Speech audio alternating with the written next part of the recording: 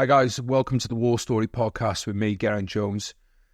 Just a few minutes ago, finished recording today's episode with my friend Gaz Kennedy. We met at the physical training instructor course back in, I guess it would be in 2010. And, I had no idea at the time what Gaz had been through. I had no idea what he would go through. And found this to be an incredibly kind of moving episode. One, know him, but not incredibly well.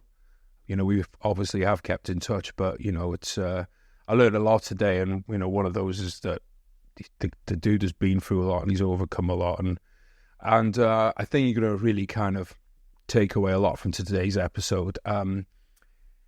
I just want to get straight into it, guys. All I ask as usual is if you take something away from today's episode, and I just don't see how you couldn't, to be quite honest, then please share it. Please give Gaz a follow on social media. Please support him in what he's doing, raising money for combat stress. As is very clear in this episode, you probably won't get no help from the army. People sorry, that's my alarm going off. People won't get no help from the army. It's on us to do it, and it's there's a lot of fantastic people in charities doing the work as well. So if you can support somebody like Gaz, who's giving all the royalties on his book away to combat stress, then you please do, and share his story. It will help someone, I guarantee it. Gaz, welcome to the podcast, mate. Good to see you. You're looking very well, mate. Looking very healthy. Great to see. Mate, thank you very much. Absolute pleasure. Thank you for inviting me on. Looking forward to it, mate. Thank you very much. So we're going to have a talk about your war stories today, mate. I'm not going to talk about our PTI Carder where we met. I mean, it's a good thing we don't do video on this podcast, mate. We probably break the internet, honestly, with the amount of essence that is on camera right now. So let's get into it, mate. Let's start at the very beginning. Where were you from, and at what point in your life did you start to feel yourself drawn towards serving in the army? So I'm originally from a place called Barrow-in-Furness. I'd like to say the Lake District, but it's definitely, you've got to go through the Lake District to get there. So yeah, that's where I'm from. Shipbuilding town, not really much there, to be honest with you. I grew up there, and then I left there to join the army when I was 16. Really, there's not really too much to do around there apart from going to the shipyard. I wasn't the most academic person, to be honest with you. Then just went down the army route. Found Army Foundation College at 16 years old. Did you have many mates from school doing the same thing, or were you kind of one of the only ones who chose that direction? Nah, I had a couple of people who go to the careers office with you, want to join up and stuff like that. But I was the only one out of all my friendship group that joined. Nobody in my family had ever been in the military before, so it was just one of them, really. So I kind of asked this question to everyone that joined the army at 16 because, in Britain's one of the only NATO countries, I think, that allows you to join. I think it's 15 3/4, isn't it? Yeah. What's your kind of opinion on the age for joining the army? What do you kind of see as the pros and the cons? I think the pros are. Should we start with the cons? Let's get the cons out of the way first, and then end on the pros. I think the cons are you join at 16. It was kind of sold to me, you're going to be joining the army, stuff like that, etc. But at 16 years old, until I was too young to go to adult basic training or whatever, straight from school. So I'm stuck there. I wasn't the most academic person, like I said. And at the Army Foundation College, it was 52 weeks long, and it's basically school. I struggled massively. My first 12 weeks, something like that.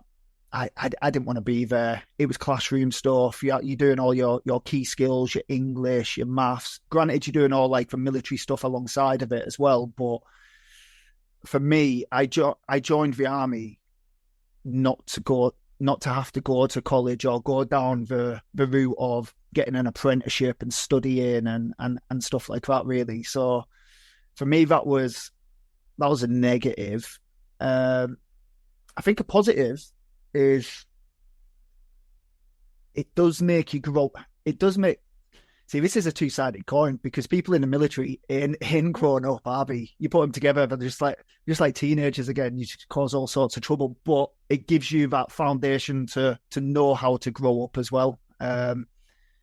Granted, we choose not to and become act like knobs at times as such, but yeah, I don't know. I think it's a good.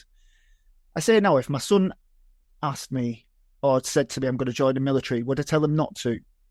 I don't think I would. Would I encourage it? I wouldn't encourage him. I wouldn't be like, "Yeah, go and join the army. It's definitely good for you. Do this." But I wouldn't discourage him either. So, yeah, I'd support him if he wanted to join. What was it that made you go towards the infantry and the guards in particular? So originally, I wasn't Guards Cap Badge. This is a thing. I wasn't Guards Cap Badge. So when I originally joined, I joined up KORBR, Kings Unload Border. It was at that time when they were amalgamated. So all the local infantry regiments were then becoming the Lancs. I think it was like Devon and Dorsets and all them smaller regiments, like all amalgamated into the bigger ones as such. So I originally joined KORBR. Wanted to go infantry. That was my, I joined the army to join the army as such. And then when they amalgamated, it was like there's going to be all of these battalions going into one big battalion. You're never going to get promoted. We're only going to have the same amount of promotion spaces, but double, triple the amount of people, etc. And got convinced to go down the REME route, which. I don't know why. I don't know why. You see, when you're young, you just. Well, to be fair, when I went to the careers office and signed up KORBR, I'd done it because I was told to. The guy that was back in the day before is it Capita, and you actually had you had blokes who were in the army coming to the end of their 22 years at the career centre, like joining people up. He was KORBR, so that's why I joined KORBR, because he told me to. He told me it was the best. It was the best regiment to join. It was this, etc. And then when everybody amalgamated, I got caught up in that cycle again of, yeah, go REME. You'll be able to get a trade. It'll be good for you. It'll do this. And mate, like I said, I wasn't the most academic person, so it was the worst choice that I could ever made. Like, without a doubt, I am the self-proclaimed worst mechanic the army has ever seen, without a doubt. So yeah, went to a REME, went to my first unit in the REME, realised this wasn't for me at all. I need to get attached to back. Well, I need to transfer initially. They wouldn't let me transfer because the army has spent too much money on me, putting me through my REME VM course or whatever it was. So the next best thing for me was to get attached to an infantry battalion. I got attached to an infantry battalion, Irish Guards originally. They then done the changeover with the Coldstream Guards, and then I then got when we deployed, I got attached to the to a rifle company, one company, Coldstream Guards. So I spent my doing my training and my deployment with them. So how old were you then when you finally got to a battalion? So I'd done a year's basic training, then my phase 2 training, and then a transition, and then going down to Borden where the REME phase 2 was another year. Then Leckensfield to do the driving course, so there's another few months. So I reckon I was probably, by the time I'd got to a unit, I 19 years old. So three and a bit years, because the schoolboy basic training, then this transferring, then the secondary basic training, which was another year. Yeah, I kind of wasted my first 3 and a bit years. So what's the experience like being an attached arm to an infantry battalion in the UK? Yeah, it's for me. I didn't enjoy it. I despise being a REME Cap badge. Didn't want to be REME Cap badge. The people who I was being at an infantry battalion and a REME Cap badge. There's not that many people. There's not that many REME there. I think there must have only been 6 or 7, and a lot of them are older. A lot of them are not very phys orientated as such. It's just typical. I don't know. It's just the typical REME RLC. What's the word that I'm trying to think of? Like fat people. Yes, me. I was trying to be a little bit more, but it's just for it. But no, obviously it's not all wasters, but it's just that stigma that's attached to it, isn't it? Do you know what I mean? So met some very fit REME people, for the record. Yeah, agreed.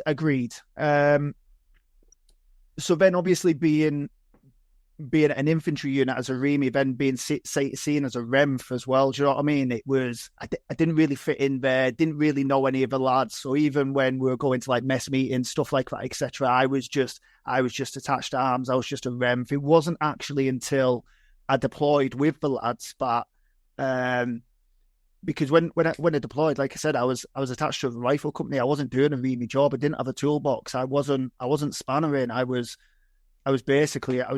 basically just one of the lads, really. Obviously, being the attached arms, I was like, I got all the shit jobs as well. Do you know what I mean? So it was, yeah. It was good though. I enjoyed it because that's what I joined up to do. Well, before we get into the actual deployment, was it a light role battalion that you were at? Like, so you didn't have warriors or like armored vehicles. You were just maintaining like what Land Rovers, trucks, that kind of thing. Yes, mate. Yeah, just Land Rovers. Sorry. We interrupt this podcast for me to put the cat back outside after you come in. All right, well, how many dollars a show? All right, back in. Sorry about that, everyone. So yes, mate, you're saying about the work you were doing.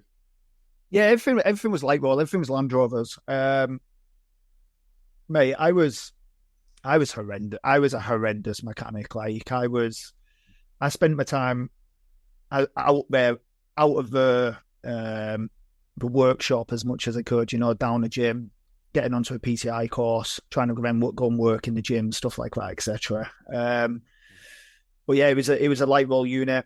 When we deployed, everything was on foot. I think we had.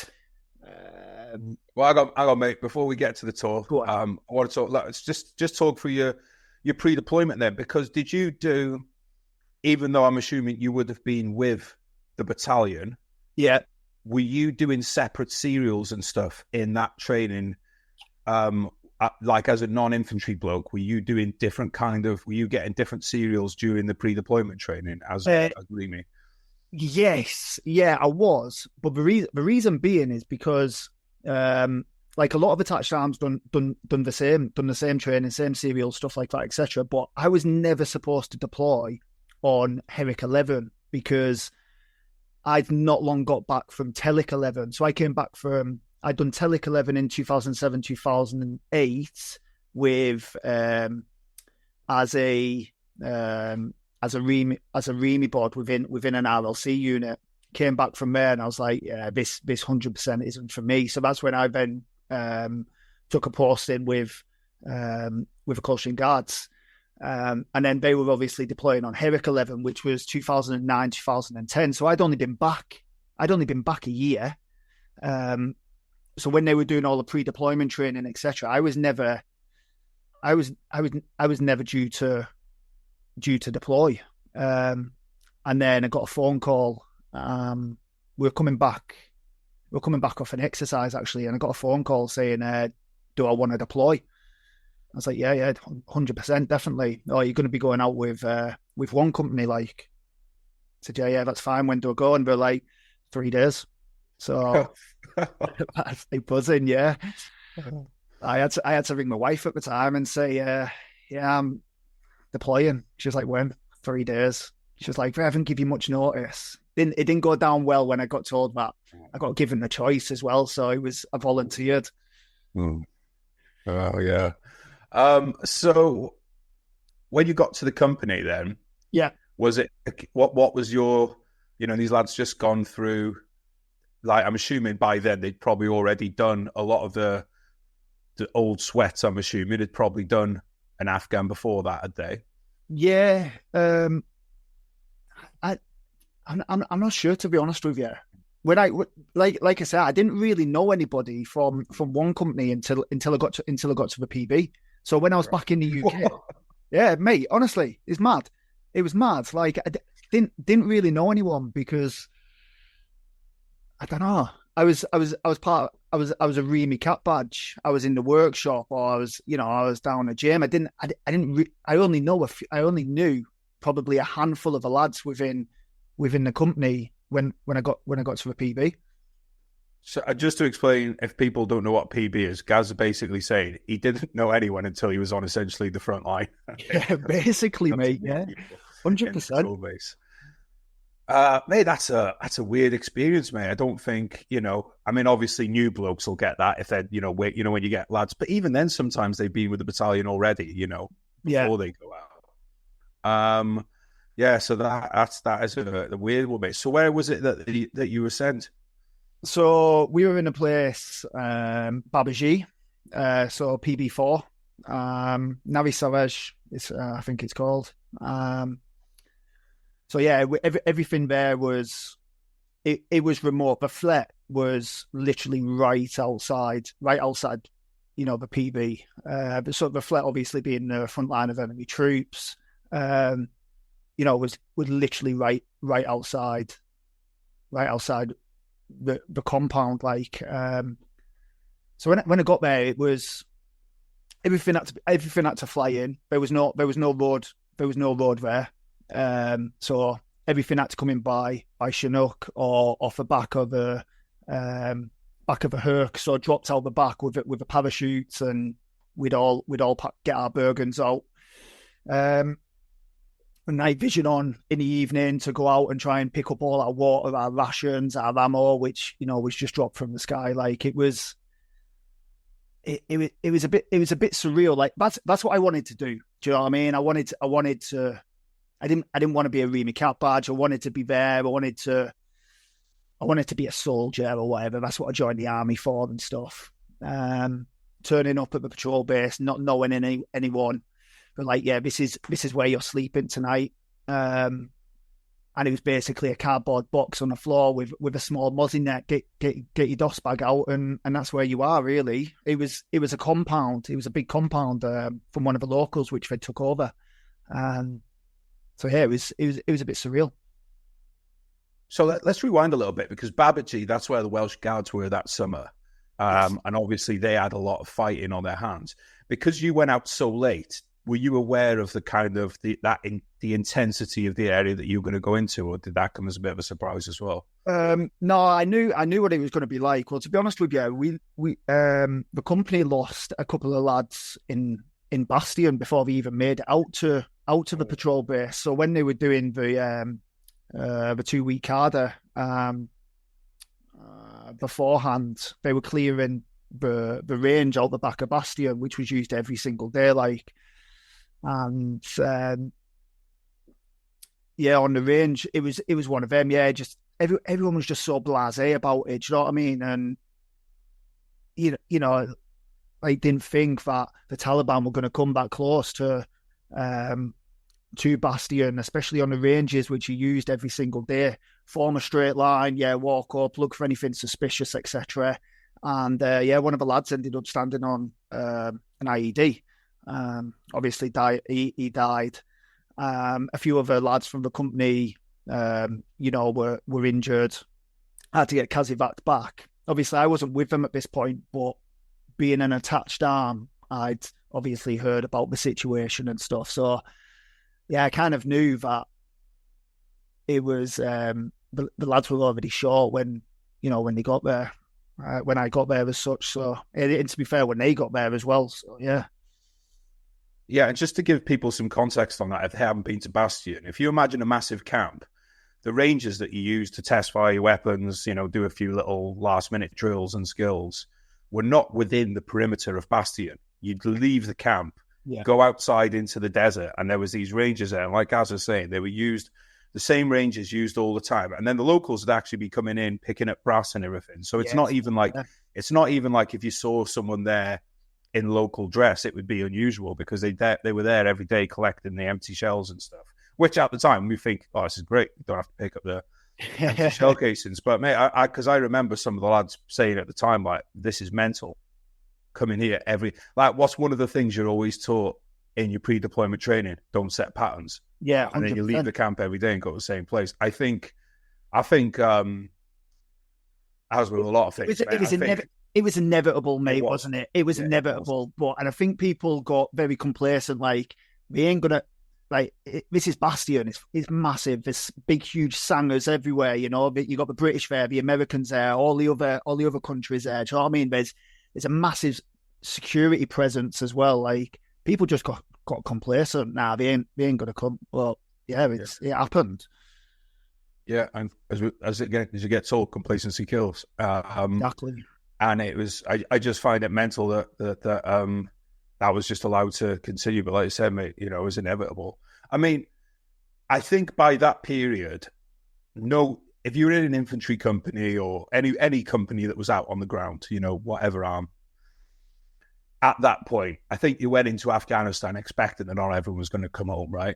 Yeah. But to lose blokes before you'd actually, I mean, technically you had left, the company had left the wire to go to the ranges, but you're not expecting anything until you're out on the ground properly, right? So what kind of effect did that have on the morale of the company when you were there? Was it noticeable? Well, I wasn't with them at this point. But when you arrived, though. Yeah, when I arrived, the company sergeant major, top bloke, Stevie Taylor, his name was. He met me off a Chinook. Like, obviously, there's other posts coming in, rations being dropped off, stuff like that as well. And he said to me, come have a chat with me in 10 minutes or whatever, just find your feet. So when I went and I had a chat with him, and I remember him saying his first words were to me like, don't fuck up. Like, if you can, do not fuck up. It's like, shit's already hit the fan here. We've already lost blokes in Bastion. A couple of other big. You got a big big lads presence within the company as well. Who had been injured. And one of the lads had got shot in the arm, broke his arm. Had to get Kazivak'd back. I think a couple of other situations like that. So as within 10 minutes of me getting there, he was like, "Yeah, this is a situation like, and you ain't gonna fuck up. Like, just I don't want it."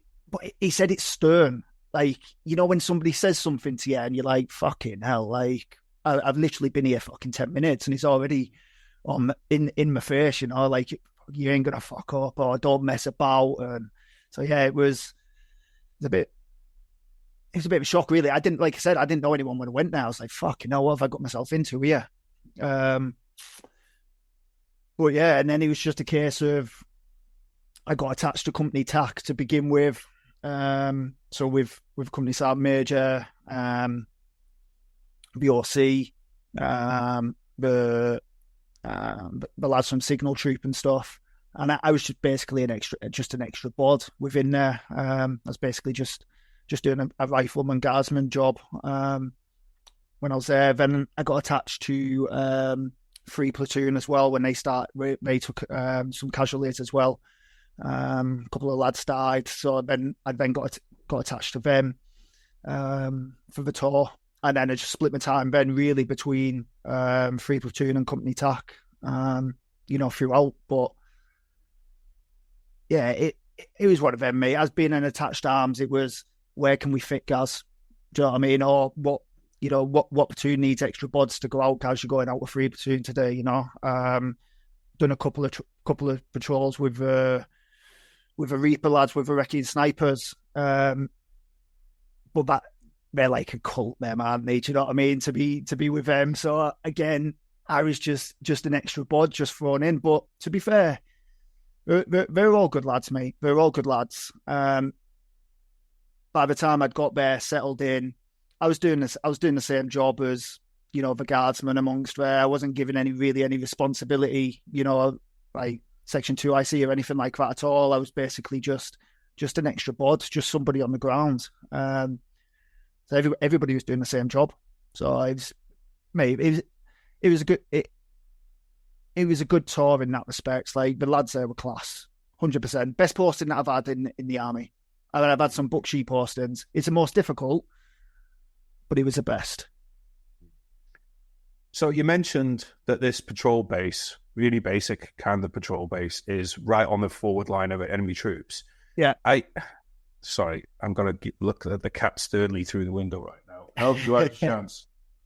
So, when you were there, were you getting kind of regular? Would they come and harass the compound? Would you be taking fire in the compound, or was it a case of mouse game? Yeah, there was no idea. There was IDF, but it was very rare. Do you know what I mean? There was no mortars or anything like that. It was more RPGs coming over. But where our compound was, there was a place called Padaka. I think it was maybe 400 meters, 500 meters. Across open ground to get there, and it's basically known as it was built in like a horseshoe. So all the compounds were built in like a horseshoe. It was just IEDs everywhere. Again, lads stood on IEDs. Maybe 50 meters outside of our compound. When we got the EOD team in, there was a murder hole, maybe a couple of 100 meters from the Sanger. Just explain what that is, mate. So murder hole. Yeah, so there was an alleyway, maybe a couple of 100 meters from the Sanger, and within the alleyway there was obviously walls either side. Within that wall there was a hole cut out where obviously the Taliban would fire from, have direct line of sight onto the patrol base, lads leaving the patrol base, etc. So when we got the EOD team to come in, basically blow that wall down, so we had more line of sight, really. The amount of IEDs which they found down there was ridiculous. 50, 60 IEDs, all within 100, 200 meters of the patrol base. One of the lads stood on IED, again, maybe 100 meters outside the patrol base. Fortunate, I had no injuries. Stood on IED, not a single injury. What had happened was, we think it was an old IED which had been compressed down and down and down into the ground, and over time, obviously pressure had just built on it, because we'd walked over it. So many people had walked over it every day, do you know what I mean? And eventually, just one day, it's just enough just to set it off. Again, but then there was lads within, again, close proximity, which lost legs, lost limbs. It was mad. It was mad. I read a newspaper article on it when we got back. There was 120 lads from the company which deployed out there, and I think there was 70 which came back. There was 5 deaths, the rest casualties. So when you add up them statistics, it's almost like a 1 in 2. It's like a 1 in 2 chance almost. You know what I mean? Yeah, it's mad. It's mad. Yeah, it's a very high number, mate. And And what was the reason that they were able to get so close? Was it like the situation of the patrol base? You couldn't get good eyes on the surrounding area. No, it was more. So when we ripped in on Herrick 11, it was Panther's Claw to Herrick 10, wasn't it? So Herrick 10 was Panther's Claw, Herrick 11 was Moshtarak. So when they done Panther's Claw and they started pushing further out, that's one of the compounds which they took, but it was within a massive Taliban stronghold. So they just basically took over this compound just to get boots on the ground and start taking the areas around there. But there was no infrastructure there or anything like that. The patrol base was built there and then. So we kind of took over a patrol base which was already planted within a Taliban stronghold. You know, a lot of the patrols and operations that we done out there, you know, there's no ISAF forces had been in that area before anyway. So it was kind of just going into their back garden, really. So you were pretty much kind of surrounded on all sides in Taliban territory. Basically, yeah. Basically. We were the most forward. We were the most forward patrol base. We were PB4, and that was PB3, PB2, PB1, obviously. And as it went further back, but where PB4 was, we didn't have any other support in front of us or anything like that. So if we wanted to make up ground, like when we took over new checkpoints, it was one company, Coldstream Guards, who had gone out, wrecked the area, found the compounds, took over the compounds, and then obviously made that a checkpoint. Like there was no ISAF infrastructure in place there. Give us 1 sec, mate. Sorry. All right, mate. That's the cat situation taken care of. Not a final cat solution, but so unfortunately, mate, we got to have to talk about the reality of tours, the horrible reality that is obviously losing people and suffering casualties. Now we've had a chat about this off air, and you want to respect people's privacy and not go into details and stuff, which I obviously totally respect. But what I'd like to know is the effect that it had on you, this regular occurrence of people going out, people getting hit, people going out, people getting hit, and you know that losing their lives, losing limbs. Yeah. What kind of toll did that take on you when you were on the ground? This can be split up into two different ways. So what kind of toll did it have on like me personally, and what kind of a toll did it have on the effect and the mentality of the group, of the company, of the lads and stuff like that altogether? Me personally, it was a very weird situation. As I mentioned, you know, I didn't really know many of these lads, you know, when I got there. So when you're seeing and Kazivacking people back who you don't know, do you know what I mean? And lads who haven't made it, and you know, the company commanders called us all in the patrol base, and you know, in the evening saying, "Hey, he's been Kazivacked back, and unfortunately he hasn't made it." You know, I think anybody being told that in that situation and being there, it's obviously going to have like, it's a strange situation in the respect that it affects you, but you can't let it affect you. Then I had the issue of you've got other lads consoling each other, and then me feeling like, can I console them? Console, is that even the right word? Yeah, I'm not even sure. Like, you know, is it my place to console them? I may have only known this person for, you know, the first death that we had was probably, you know, only 4 weeks after me arriving to that PB. The lads who never made it didn't really know him felt like you knew him because obviously when you're out there, like you just speak to people, like you speak to people. You don't have anybody else to speak to. Do you know what I mean? So it was a bit of a weird situation. When he died, like it was only a few days before we'd recorded a video on. It's still on YouTube now. I was showing the wife it last week. Of them doing it was like a funny YouTube video. So we're down in the mortar pit, and they'd made like mock-up drums and microphones and stuff like that from mortar tubes and stuff, and we're just miming it, and we were recording it. So you say that you don't really know them, but you've gone through a lot of things. So you lived with them for 4 weeks. You've been out on patrols with them for 4 weeks. You know what I mean? So yeah, it was a weird situation, for me in that respect of like, what do I really say? What is my place to to console anybody here, having only known the person for whatever?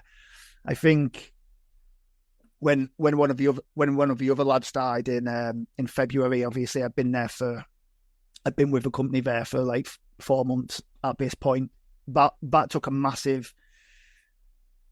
was a massive impact on me. Like I said, when I got there, I didn't really know anyone. The guy who passed away was one of the lads who, I come in. He was a 2IC of a platoon, and it took me under his wing. I'd sit there in the evenings with him on his bed. We'd have a laptop. We'd read letters together that I'd got from home. He'd show me videos of his kid and stuff. His wife would send out her perfume in the small little perfume things, and he was like, he gave me, it was like, honestly, take this back to your bed, just spray it on your bed, and when you go to bed of an evening, like, it just takes you away from the situation. Do you know what I mean? He was one of them. He was a good lad. Really took me under my wing, and I got to know a lot more people through him going out of his way for me as well. So when he passed away, like, it was that hit. I think that hit a lot of people, actually, to be fair, because we just had months and months of operating under Cardal fare, not being able to do much, just getting smashed, etc. And it finally took its toll. By that point, he was the third person to have been killed.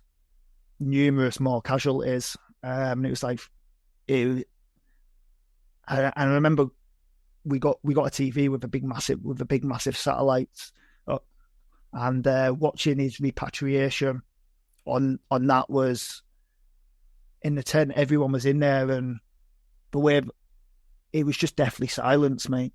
It was just deathly silence, like, and you're seeing lads crying, like you don't see that. Do you know what I mean? It's like, I don't know. I think that was a turning point for a lot of people. That. Yeah. So I don't even know I'd go for that, mate. I mean, that's fucking tragic. There's no other word from it, mate. But like you said, man, like, you expect it. Do you know what I mean? You're deploying, and you get told, like, well, you see on the news all the time. And obviously you get told, some people ain't gonna make it back, but you don't think about that at the time. Do you know what I mean? Like, and you don't. And to be honest, when you're there and it happens, you think about it because you're only human at the end of the day. But then you've then got to switch off, because the next morning you're on patrol, or you're on QRF, or you're on whatever. So it was like we watched the repatriation. Lads were just deathly quiet. People crying, went back to their beds, woke up the next morning. It's like it hasn't happened, but it has. Do you know what I mean? It's strange. Did you think that you'd come on? I remember question, like, towards the end of the tour, like we had Channel 4 news team come out with us, and there's a situation we can go into it a little bit more later if you want. But there's a situation that afterwards, when I come down off a roof, I was like, fucking hell, like, I literally just want to go home now. Do you know what I mean? Like, I'm ready. I'm ready to go home now. I've been in enough contacts now. It's not fun anymore. Do you know what I mean? It's like reality. And then you look around and you look at, platoon sergeants which are having to be replaced because, lads like platoon sergeants who were on rear party having to fly out because platoon sergeants have been lost, like section commanders, section 2 ICs, like, lads like guardsmen. It's mad. And what are most of the casualties coming from in terms of, is it IEDs, small arms? Yeah. IEDs was all of them. All of the lads who died were IEDs. So the first lad was inside Bastion. The second lad was up at Padaka, which also took out a couple of other people. One of the only lads who I did know from the company before I got there lost his leg. And then when we were Kazivacking him, he lost his. Somebody else stood on an IED. The lad who stood on an IED died. The lad who stood on the first IED and was being Kazivac then lost his second leg. So he was involved in two. The third lad, again, IED. Fourth lad taking over, again, going out, trying to push out, trying to take more ground, taking over a checkpoint. Platoon commander, IED. And then, the last lad, IED. All of them IEDs. So you mentioned like the fun going out of contact. I think that's something like, I mean, even honestly, mate, when I'm working on the Second World War stuff, I hear this from people that they're quite excited to get into contact, and they actually kind of enjoy them to begin with, and then it wears off, and it wears off, and it wears off. Yeah. Can you talk us through? Can you remember the first time you came under fire? Yeah. First time we came under. I say first time we come into contact, it was more like little shoot and scoot type things, not necessarily. I mean, it is a contact, but it's not. It wasn't necessarily. There's quite a few contacts which were over as much as before. Before they started really. But then again, you say that what feels like 2 minutes could be 10, 15, 20 minutes. Do you know what I mean? It's time just literally goes so quick there. But the first contact where I was like, fucking hell, like that was a bit fucking scary. That was, do you know what I mean? Like, we were in this compound. We were out on patrol again. We were going. We're basically just pushing further and further on as every time. And it was the other side of Padaka, so the other side of the IED belt. The little village where the IED belt was, it was the other side of that, and we come into this compound, and then we started getting contacted. So I made my way down the alleyway with one of the lads to get eyes on, like where we seen where they were coming from. We're both getting rounds down, and then we tried to radio back to give an update of where. Give a grid reference really of where we were being contacted from, but the PRRs weren't working. I thought it was something to do with the ECM. The ECM would set the PRRs off, so like it'd put it on constant send, so it'd be on off on off on off. So we couldn't get through to. So just sorry to interrupt, mate. So basically, guys talk about personal role radios being affected by the electronic countermeasures, which is like the counter ID stuff. Just in case we got any series, mate, or sound. No, or REMs. Yeah. No offense, REMs. Please. I was a REM. Yeah. Sound like it. So our PRRs weren't working. It was hit and miss. Sometimes it worked, sometimes it didn't. But the lad who I went down with, both of our PRRs were either on constant send or on off. So when we were trying to press a button to radio back, it wouldn't work. So the other lad was like, I'm going to go back up and I'm going to like update where we're getting shot from. So there was literally just me at the end of this alleyway.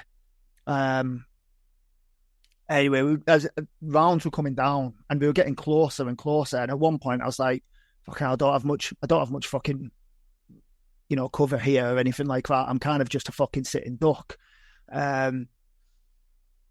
Rounds started coming over to the point where I couldn't get my head up anymore to get any rounds back. So I was like, I need to get back towards a compound. So I started crawling up the alleyway. As I'm going up the alleyway again, I can hear the crack and thump of a round coming over my head, and I'm thinking, this is fucking close. This halfway up the alleyway, there was like, so you got the alleyway here, but the building was stuck out a little bit, so it allowed me to. It gave like a bit of a wall, a bit of a barrier. Stood behind there, but again, still in the middle of no man's land. I couldn't do anything, couldn't get any rounds back, couldn't get eyes on. And I was like, I'm literally just got rounds landing around my feet, going past me here. And then the next thing I know, from the roof above me, one of the lads with the Jimpy, don't know if you heard my dog then. One of the lads, yeah, sorry, mate. Yeah, from the roof above me, one of the lads with the Jimpy just started hammering rounds down, and I was like, "Fuck it!" I didn't know where it was coming from at first. I didn't know if it was incoming or if it was one of the lads or what. But when I realised it was one of the lads, I thought the next burst, I said, I'm just making a run for it. Next burst of rounds come down, and that was it. I was gone. Just pegged it back straight into a compound, and I was like, fuck, like that was my first real proper contact, really. How did you feel once you got out of it? Once you were back in the PB or back in a whatever the kind of once the adrenaline started wearing off and stuff? That was early days. That was quite early days, really. So it's not as if it's adrenaline buzz at first. You know what I mean? Like it is. Like I'm yet to come close to anything that even gives you an adrenaline buzz like being in a contact. I know that everybody says that, but I don't know. It's one of them. You don't really know what to do. You go back, you laugh about it with the lads. Like you smoke a fag. I didn't even smoke. Do you know what I mean? But you sat there smoking a fag with the lads to try and bring the adrenaline down, or just have a bit of humanity back around you. So, and it was quite early days. I hadn't been in enough contacts by that point to think I'm done with this shit. I'm done with this now. So it was a buzz, mate, to be honest with you, to begin with. So you mentioned you saw the enemy on that occasion. How often in these contacts were you actually seeing the enemy, or was it like, because you mentioned murder holes as well? Were they quite good at using cover? Yeah, mate. They were good at using cover, and they were good at playing us our own game as well. In the respect that when we first got out there, we're operating under Card Alpha. Obviously, you know what Card Alpha is, but for those that are listening, like who don't, Card Alpha is your rules of engagement. The initial rules of engagement, where you can only shoot to protect yourself, really. So once they opened up on us, contact us or whatever with small arms, with rifles or RPGs or whatever, as soon as they've stopped firing upon us, they're no longer a threat. So therefore that threat's then disappeared. So therefore we can't return fire, we can't shoot, we can't do this. So they were good at contacting us and then fitting back in with the general population there, putting the rifles down and just being a farmer or whatever they say they are. I mean, we had this on our tour as well, which kind of overlapped with yours. I'm assuming you had the same thing. A lot of people, when they think of Afghanistan, they think of A-10 runs, Apaches. Yeah. I think by the time, you were there, then that was like a very hard thing to get, right? Mate, we did have quite a few Apaches which came in because of where we were, and because we were so remote. We had no vehicles. Everything was on foot. We had one Land Rover for the company, but before I'd even got there, now bear in mind I'd got there maybe to the patrol base only a few weeks after the lads. And by the time I'd got there, the Land Rover was blown up. A grenade had come over the wall and it had blown it up, and it took it out of action. The only other mode of transport that we had was, I think, maybe 2 or 3 quad bikes and that 6-wheeler thing. But again, they never went out on any patrols or any ops with us. They were basically used for resupply. So when the hurt came in and dropped all the rations and water and whatever else off, it was used to go out, pick it up. It stayed within the patrol base. So everything was on foot. So because obviously we didn't have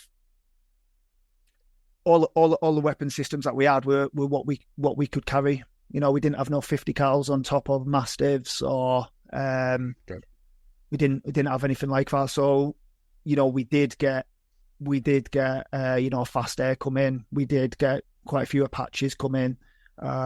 Makes for good footage as well. And are they coming in and actually unloading, or are they kind of coming in as a... coming in, dropping bombs and, firing. But I'm not sure what weapon it is from the Apache, but yeah, they're firing. It's big. Yeah, it's big, mate. You don't want to mess with it. Yeah, but yeah, it's getting round. Was there like many civilians around in this area then? Because it sounds like there's IEDs everywhere. It sounds like there's a pretty active kind of forward line of everything troops. So are you seeing many civvies? Yes. Yeah.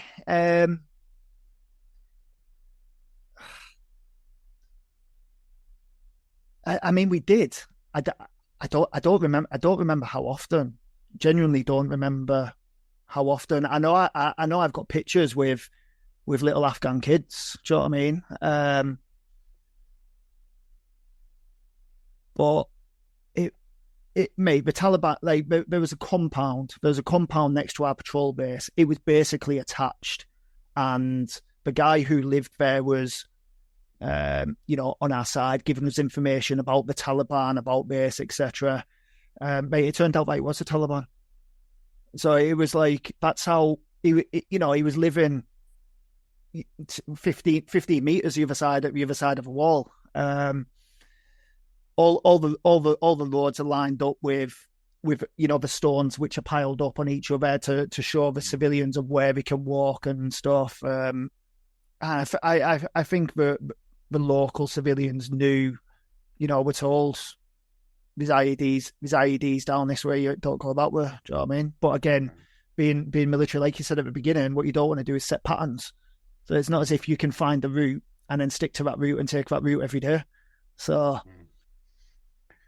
this Taliban bloke living next door, what was going on with him then? Was he feeding you duff information, or was he just trying to give himself an easy life? Was it a Taliban, because obviously the Taliban never would have existed without some people supporting him, right? But so you could be you might just be a Taliban supporter without being necessarily a trigger. I think he was just after an easy life, mate. To be honest, that was way above my pay scale job, which I was doing there. But so the ins and outs of it, I'm not 100% sure. But he used to come to the meetings and with the interpreters and stuff like that, like actually inside the patrol base. So he knows, and obviously he lived next door to the compound, so he knew that compound, and obviously knew where everything was and the layout of it and stuff like that.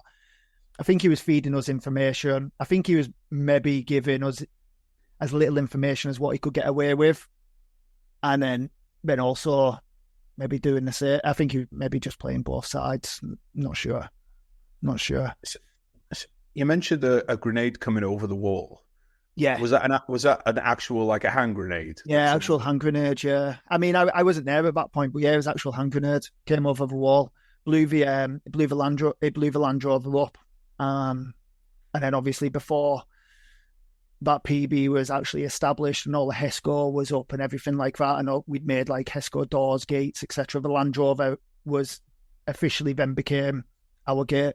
That's what got put in between the wall to stop anybody coming in. That was it. It was there. It became just a big gate. So it's just impossible to just keep eyes on every part of the compound walls, like because of the shape of the compound? And yeah, there was four big sangers. But mate, the compound was actually quite big. It was big. I went to PB4 where I was at. I went to PB3, probably quarter of the size. PB2 again was probably half the size. PB1 I actually never went to. But yeah, it was big, and there was only four sangers, one in each corner. Yeah, yeah. So going back to the rules of engagement, then, like I said, Card Alpha, just so people understand as well, this is the same rules of engagement that you'd have if you were doing like a duty on guard on camp in the UK. In the UK, so that just to. How did you and the blokes feel about being on that kind of rules of engagement? Mate, it was frustrating. It was frustrating. We had a couple of Americans out with us at times throughout my tour. When I was at PB, I was at PB4. I'm not sure. Maybe I was at another PB. But the Americans obviously have different rules of engagement. So when you're with the Americans, their rules of engagement are different. They see something happening, they can. I'm not 100% au fait, but on their rules of engagement, but they could contact that, and then a contact then breaks out. That then opens you up because you're already in a contact then. So it's like you're kind of wanting a contact to be able to. Like there's times you see people digging in IEDs in a road from the Sanger. You call it in over the radio. Yeah, I've got 2 times packs digging in a IED 300 meters away, for example. Can see them doing it, and you can't do anything because they're not an immediate threat. Even though they're going to place an IED there, which could potentially kill you, one of your blokes in a week, 2 week, or even a civilian within the area. Anybody could kill anybody within the area. But because they're not an immediate threat, there's nothing you can do. It's frustrating. Or you get contacted. I was on a roof, and since somebody, well, obviously then became a contact, and I could see him through my sight, and you're engaging with him, and then the next thing you know, he's put his rifle down behind the wall or whatever. He came out from behind the wall and just walking away. There's nothing you can do. They're no longer a threat to you. So it's frustrating. What was it? Because I mean, you say there's nothing you can do, right? Yeah. Which I understand in the legal sense. I mean, you could have shot him. What was it that stopped you shooting him once he put his weapon down? Was it because you felt it was the wrong thing to do, or because you felt that there would be repercussions from it, or maybe a mixture of both?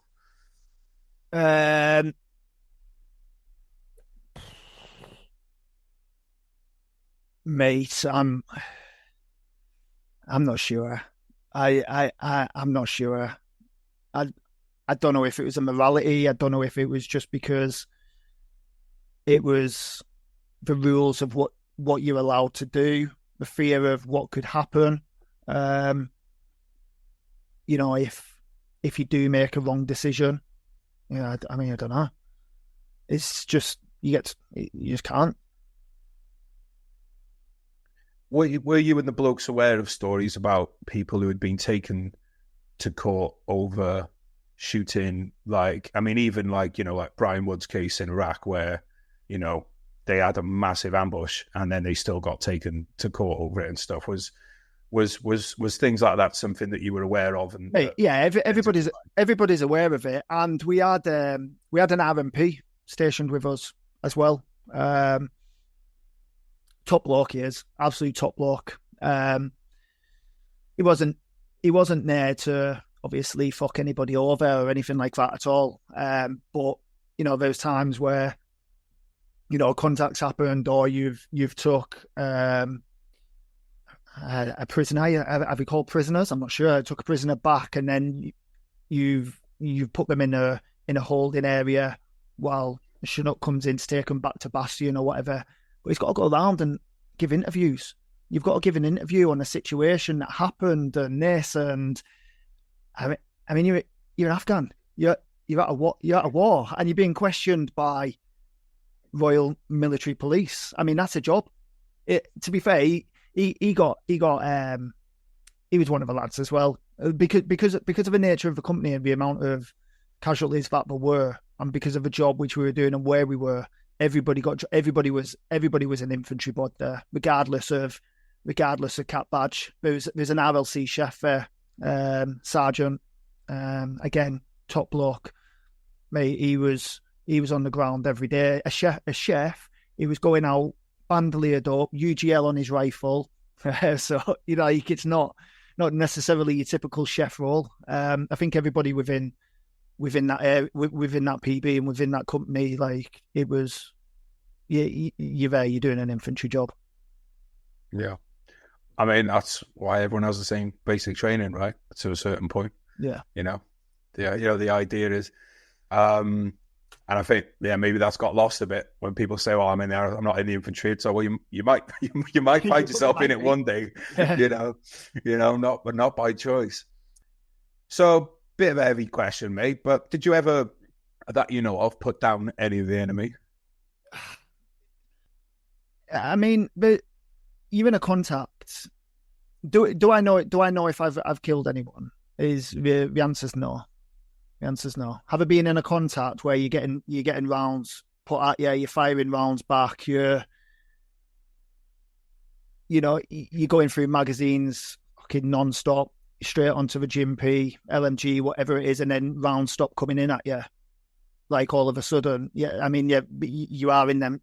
I have been in them situations, but it's not. I haven't got a sniper rifle with a big scope on. Do you know what I mean? I'm not getting headshots from 500 meters. I'm not. I'm putting rounds down. I can see the guy through my scope or whatever it is, and yeah, you just put rounds down till they don't come back. Do you ever wonder about it? And if you do, would it bother you if you did? Nah, not in that respect. I don't. Not in the respect of, like, have I took somebody's life? I don't. That doesn't even cross my mind. And if it does, like we're talking about it now, it doesn't affect. That doesn't affect me, at all. Is that brutal? I don't know. It's not, is it? No, not when I was trying to kill you, man. And not when your mates and comrades are getting blown up all the time. Yeah. So anything else? I should have asked you this at the beginning, mate. So I do apologize. But what was it like? You mentioned the compounds and stuff in the area. Was there much green zone and stuff around there as well? Was there much kind of what would you like? How would I describe? I mean, we say green zone so much, I don't even know what's called now. Trees. Yeah. Was there a lot of trees and greenery around, or was it because you were there in the winter, right? So it was. Yeah, what was the weather like, and what was the kind of topography? Yeah, that's the right word. When you first went out there September, it was red hot still. Sleeping outside, like I said, in a compound on a cardboard box on a floor with a muzzy net over you and a jungle sleeping bag which you put one leg out of because it's too hot. Once December comes, then it's cold. December, January is freezing. I remember being out on an op. We went out on the 21st of December. It was. No, 20th of December. And it was supposed to be a 2 or 3 day op. We were supposed to be in before Christmas anyway. I remember being on the roof one night, stagging on, and it was fucking freezing, like so fucking cold. I was carrying ECM with 2 spare batteries. Obviously, the ECM's massive. The batteries were like 5 kilos each, so there's 15 kilos just in that. Then you've got your ECM on top, then you've got your water, then you've got your food, then you've got your body armor and all your magazines and stuff like that. There's no room for a DOS bag or anything like that. So all I had was the bivvy bag just to take the wind off me. But mate, I remember putting it over my head and just trying to breathe as much as I can just to warm it up inside because it was that cold. My hands were freezing. And then, yeah, we were only supposed to be out for 3 days. And then we had to get resupplied. Helicopter had to come in, resupply us on the ground with ammo and stuff. And then it then went on. And it wasn't until Christmas Eve we were stuck in this wadi. There was a lot of wadis about. So a wadi obviously being the drainage ditch, which they, from the river, they'll dig drainage ditches in and then obviously break the banks for all the water to go down the wadi, the drainage ditch, to then obviously water their fields and stuff, their poppy fields or whatever fields that they have. So there was a lot of wadis, a lot of drainage ditches, and we were in a contact, and we were stuck in this wadi for hours, mate. Hours every time we tried to get out. Bear in mind, we were supposed to be back in the PB a day before or a couple of days before. It's coming up to Christmas as well. We were stuck in this wadi. It was waist deep. I still had a look at it. Looked at the pictures the other week. Actually, got it back. I have a look back every now and again. Every time we got out of a wadi, we'd get contacted, so we had to jump straight back in. Back and get out the wadi, try and move on straight back in what, and it was fucking freezing. It was minus temperatures. In the end, we had to get Chinook come in, pick us up, take us back to a PB. So we had to get heavy backed out. But yeah, it was mad. It was fucking cold. When it hailstorm, I've never seen hailstorm like it, like golf balls. Literally like golf balls, but it's mad. So you go from like September where it's like 30-40 degrees to then minus temperatures, and when it rains everything's sand, so it just becomes a bog. It's just a bog everywhere. You're just living in mud for weeks on end. Everything's just shit up. Your boots are shit up. You've only got a limited amount of water because everything's got to be flown in, and then you got to wash and drink with that. It's fucking mad. But then February comes, starts warming up again. March, it's fucking red hot. Mention the washing, mate. Like, did you have to shave haircuts? I mean, you're the guards, right? So was it pretty smart, or were you cut a bit of slack? Yeah. I remember I went home and out of an hour, mate. I went home and out of an hour in the January or the February, I think it was. Fucking long hair. I had long hair. Obviously, you didn't really have to cut your hair. We didn't have no fucking plug sockets or anything. Do you know what I mean? It's like, right. What are you going to cut with? We didn't have no running water. We didn't have any luxuries like that. We had to piss in a drain pipe in the floor and shit in a bag and burn it. That was a full, the full time that you were there. If you got anything other than ration packs, it was a fucking luxury. So you would cut a bit of slack in there, like long hair, stuff like that, etc. In terms of shaving, we didn't shave every day, but no beards like this or anything like that. Going on. But yeah, I went home and I had I with massive fucking long hair, and I came back and I didn't fucking cut it. And the company sergeant major went fucking mental. Fucking get that haircut. You got a fucking ponytail. Not representing our fucking battalion like that. Fucking chip shop bastard. Fucking turning up with fucking long hair. How did you feel about R&R? Do you think it was a good thing for you? Nah, mate. Nah. So it must have been. It was a February. It must have been. When did I? 2009, 2010. So it was February 2010. Were you in the UK? Did you deploy then? Yeah, we came back in February, I think. Yeah, so it was when that massive snowstorm hit the UK. So I'd got back to Kandahar to obviously then fly back for my 2 weeks R&R, and Bryce Norton got shut because of a snowstorm. So then we were delayed in Kandahar for 2 days, and then it was like, yeah, you're definitely gonna go tomorrow. Then it got delayed again. So I was stuck in Kandahar for 5 days. So now I only had 9 days before I was due back at the patrol base. I was still in fucking Kandahar. When we did fly back, we couldn't land at Bryce, so we had to land at Birmingham. A bus then had to pick us up, bring us all the way back down to Aldershot. And then by the time I'd got home, I think I had 5 full days at home where it was snowing, couldn't fucking do anything. And I had to go back. So it was a fucking waste of time for me. It's fucking shit. What do you think about the idea of going off the ground for 2 weeks to give yourself to get some rest? Do you think it's a good idea, or would you rather have cracked on? I personally would have rather. I personally would have rather cracked on, mate, because when you come back and you're at home, you're at home physically, but you're not home mentally. You're no good to anybody. Like, you're just fucking snappy. It's not.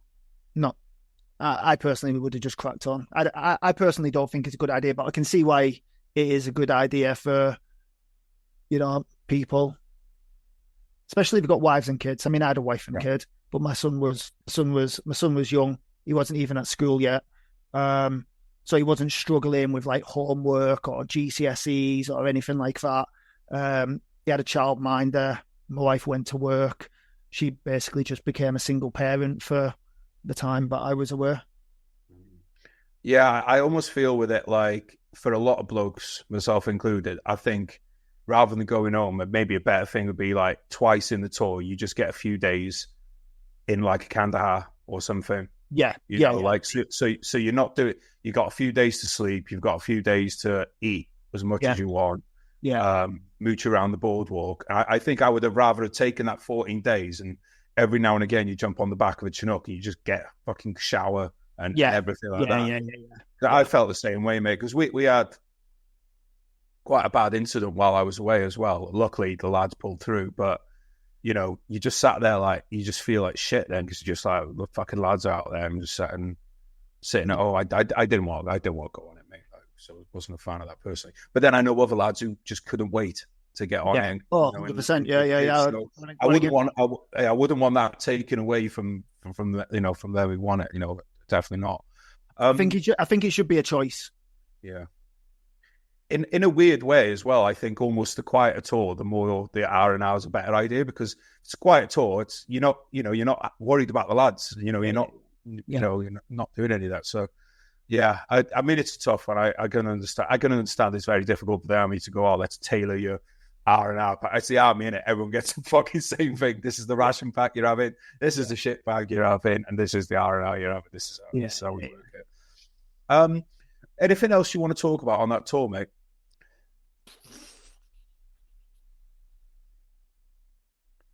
I don't know, mate.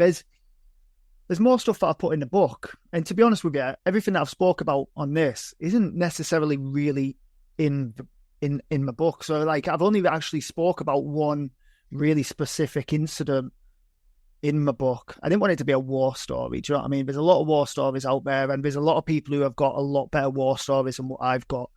But obviously, don't tell people that, mate. They'll stop listening to the podcast. Just means you need to do more, mate. Get more on. But yeah, there's a situation in there which is a big situation, mate, to be honest with you, and it kind of shaped my whole mentality when I got back from Afghan and started my downfall of my mental state and stuff like that. In regards to a situation where, again, we'd gone into a place where no ISAF forces had been. We took over this compound.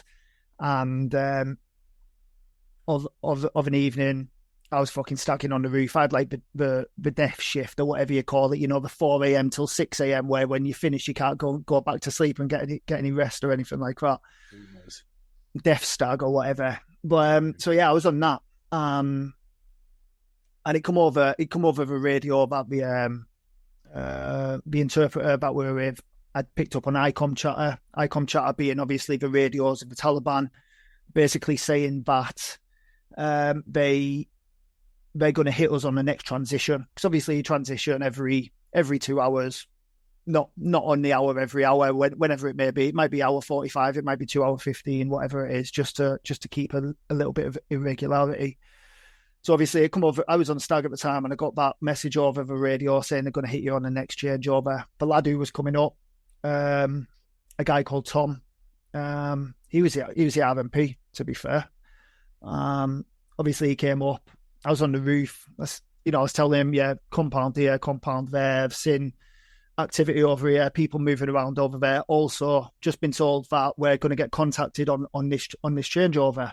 So what I'll do is I will climb down the ladder, but I'll wait at the bottom of the ladder for 3-4 minutes or whatever in case we do get contacted. I can just get straight back up. He was like, yeah, sound, no worries. Mate, I hadn't even got to the bottom of the ladder, and we start getting contacted. Tom's lying there on the roof, and I make a beeline, run over him rather than getting him to move down so I can get down. I just run, fucking jump over him, get down. But the roof that we were on had like a negative slant or whatever it was, so it wasn't. My head was lower than my legs, if you get what I mean. So it was a fucking awkward position to be in a fire position in. Anyway, we're getting contacted, asking where from, and he's like, there's a compound, and it was a double story, which is weird because a double story compound out there is, it's not seen. Everything's just a 1-story compound. So we're getting contacted from there. Rounds coming in, literally left, right, and centre, mate, pinging off us. There's a metal pole in front of us. I can hear the rounds pinging off us, pinging around our feet. And then the next thing I know is, Gaz, somebody's just thrown a fucking brick at my head. I was like, the fuck? So I crawled to the end of the building, have a look down. I'm like, mate, there's fucking nobody there. It's like somebody's just threw a brick at my head. They're fucking close. So we obviously got a grenade in our in the body armor pouches. Like, so I'm fucking trying to get my grenade out, have a look over. I'm like, mate, there's fucking nobody there. Look back around. The guy had been fucking shot in the helmet, literally here, mate. Honestly, right. Gaz pointing to the front of his helmet. Yeah, I reckon probably 5 mil lower, mate, and it's missed the bottom of his helmet and got him in his head. I'm like, mate, you've been fucking shot in the head. So I get on the radio, I'm like, fucking, come to our major, fucking Tom's been shot in the head. He's like, you what? This is all in a Channel 4 news documentary as well, mate. And the thing is, the video's not on there. I've tried sending him a message about it to try and get it, because I spoke about this incident a lot when I was at Combat Stress. But I said to her, I was like, come to our major, Tom's been fucking shot in the head. He was like, fucking get him down. So I'll get him down off the roof. I can throw him down. That's him. I don't see him, but I'm stuck on this roof by myself. I said by myself, down in the corner to the right of me, there's a A&A Afghan National Army soldier. He'd built up like a little sandbag area which he was fucking hid behind. Rounds are coming down. This guy's just fucking sat there behind it, fucking hiding behind, not getting any fucking rounds down. So I've got a mini flare and fucking fired it at him. So like, get some fucking rounds down, fucking start firing. The guy just lifts up his fucking rifle, mate. Don't even lift his head up from over the sandbag, and just starts fucking firing aimlessly. I'm like, this is fucking bullshit, this. So I'm basically just up there by myself. So I'm getting rounds down, fucking changing magazines, fucking moving along. Bear in mind, I'm on this fucking negative slant where my fucking legs are above my head. My helmet's being pushed forward from the back of my body armor, so I'm getting rounds down here. And honestly, mate, it felt like 5 minutes, 10 minutes. But I had an old iPod, a blue one, with a camera on the back. And what I'd done is I put some sniper tape over the blue shiny bit, and I was recording it. But it was in my PRR pouch on my chest, so it wasn't actually recording. It was basically just recording the roof in front of me, but it was recording all of the sound and stuff. When I watched the video, mate, it was about an hour long, something like that. So what felt like fucking 5 minutes. I just remember lads saying, like, there's a UGL up there, there's an LMG up there, and I've got me with my fucking rifle, so I'm getting my rounds down. I've run out of magazines. I've got lads throwing more magazines up, so then I'm on the LMG. And then firing UGLs into the compound. Next thing I know, mortars are fucking going off in and around us. And it was mad. It was mad. But like I said, it felt like it was 5 minutes. So there's probably a lot more that went on, but I don't know. I just remember like fucking. I remember seeing a splash like literally right next to me. The metal pole, which was 6 inches away from me on the left, getting pinged with rounds. Obviously, Tom had just been fucking shot in the head, and I had this A&A guy he may as well have just been a fucking sandbag, mate. It was fucking mad. It was mad. Come down after it, carried on with the op and stuff. And to be honest with you, didn't really think too much more of it while I was there. I remember getting back and plugging my iPod into somebody's laptop, but it was being ran off a generator, so we only had like fucking 20 minutes worth of charge on it. I'm fucking watching it, listening to it going on, and I was like, fucking hell, like that's fucking mad. That's mad, that is, like.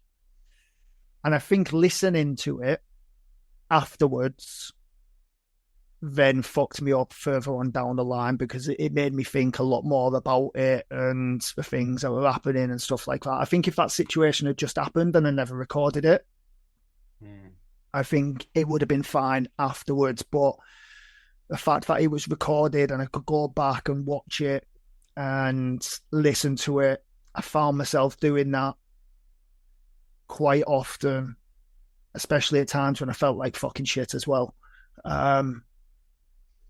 Which then made me just fucking spiral even more, really, to be honest with you. It's definitely... Sorry, mate. I was going to say, is that, you mean when you got home or while you were on deployment? No, when I got home, yeah, when I got home. It didn't really...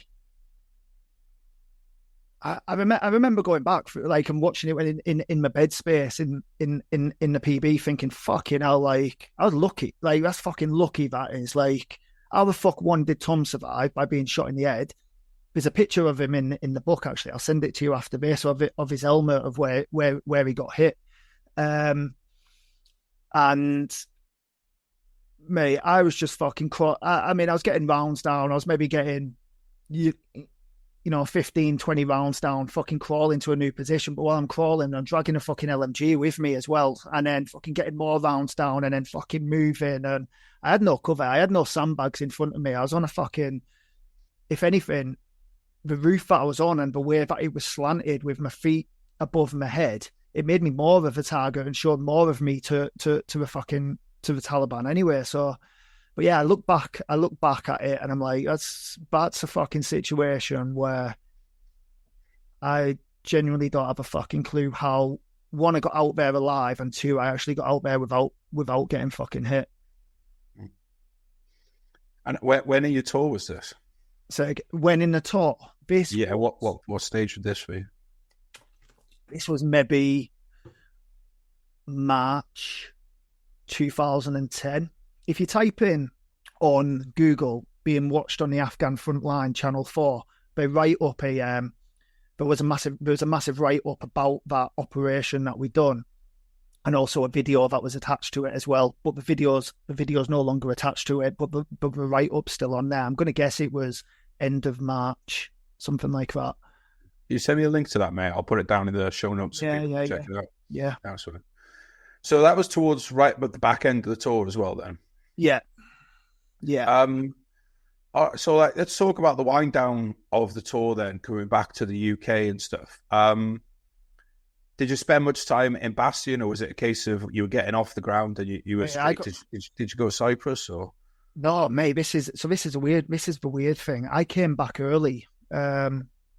I came back like 2 weeks before the lads, because although I was attached to them throughout the whole of the tour, I was never initially supposed to be like, I was a REME cap badge, you know what I mean? So who I was, the unit that what's it called? I don't know. PID. Yeah, the PID where I was, and everybody were like within around there, like we're ripping out 2 weeks before the lads left the ground. So I came back early, but I was coming out of there early, but I still didn't go back with the lads, with like the REME cap badge lads or anything like that. I actually came back with a company sergeant major. and we got on the flight. Did we go to Kandahar? I don't remember the route back, but I remember flying into Cyprus and a company sergeant major saying, I can get us on a flight straight away tonight without doing Cyprus and without doing decompression or anything like that. Do you want to come? I was like, fucking right, 100%. I don't know fucking nobody here. Do you know what I mean? Like, I don't know anyone. So we ended up flying into Cyprus, and then from Cyprus to jumping straight on a plane and flying back to Bryce. Yeah. Flew back to Bryce. So from leaving Afghan to being back in the UK, I was back in the UK within 24 hours. Didn't do no Cyprus, didn't do no decompression, nothing. Didn't do anything with the lads. Got back. I didn't see the lads then. So then I then got back, and the first thing I'd done was book onto my PTI course as soon as I got back. And it was starting in like 2 weeks or whatever it was. So then I got back in the UK, went straight on my PTI course, didn't even then see the lads. The PTI course, I think, was 10 weeks long. So then didn't see the lads, and then I've then done pre-deployment leave, or post-deployment leave, sorry. So then I had like 2 months off. So then by the time I actually got back to the battalion and saw the lads that I was with from leaving Afghan was probably 3.5 months. It was mad.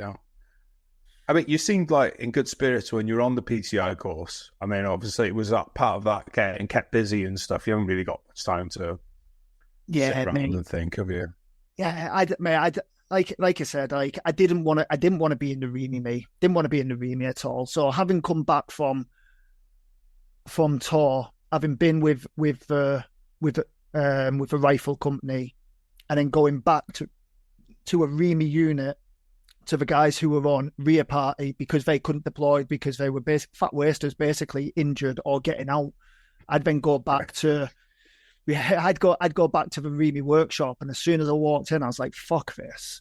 Genuinely I've got no fucking interest in speaking to you because I don't care about a fucking engine. I don't care about a fucking brakes. I genuinely don't give a shit about this. This isn't like, and you're fat. That was my mentality, mate. So I was like, fuck it, I'm just going to book myself on a PTI course.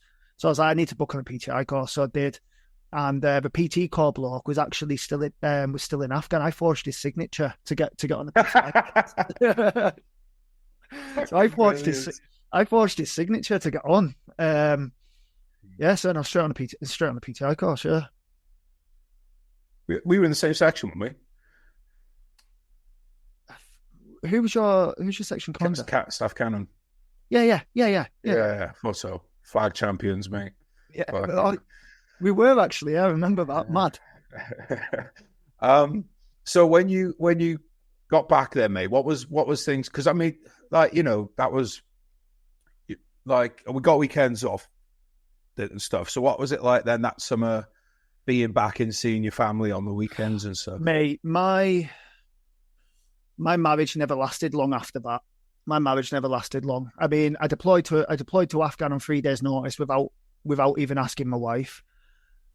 When I deployed to Afghan, I'd only been back from Iraq for fucking 11 months. Do you know what I mean? So then I'd been in Iraq before, and then pre-deployment training for Iraq, then deploying for Iraq.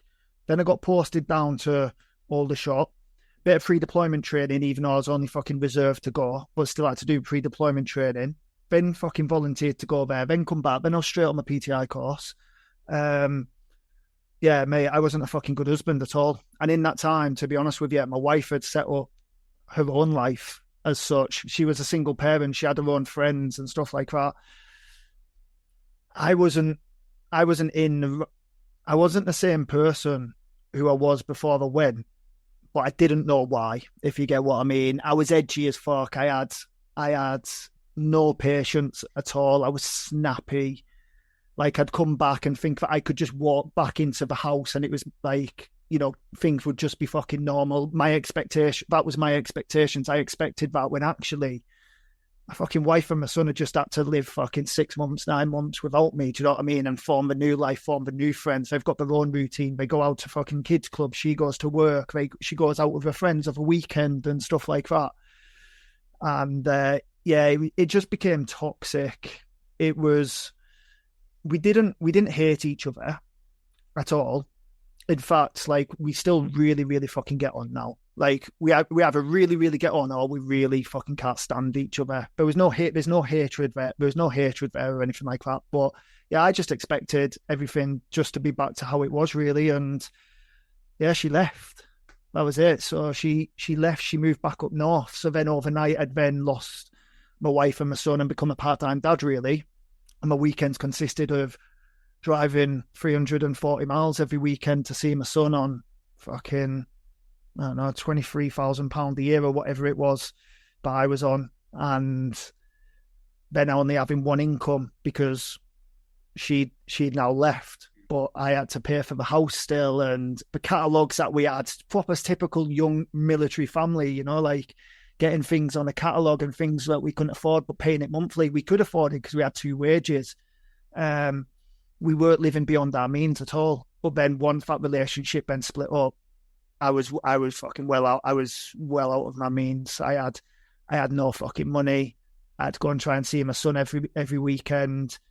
350 miles one way, 700-mile return trip, paying for fuel, which I fucking didn't have. Couldn't put food on the table.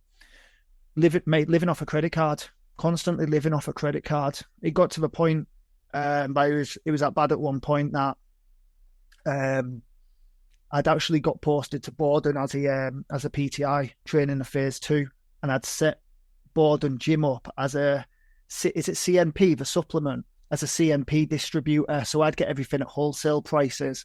So I'd order it in on my credit card and then sell it to the lads on camp for a discounted price, but more than what I'd bought it for, just so that I could have cash and I could spend money. But my credit card bill was just fucking racking up every month. It was getting more and more expensive every month. It was a fucking shit situation.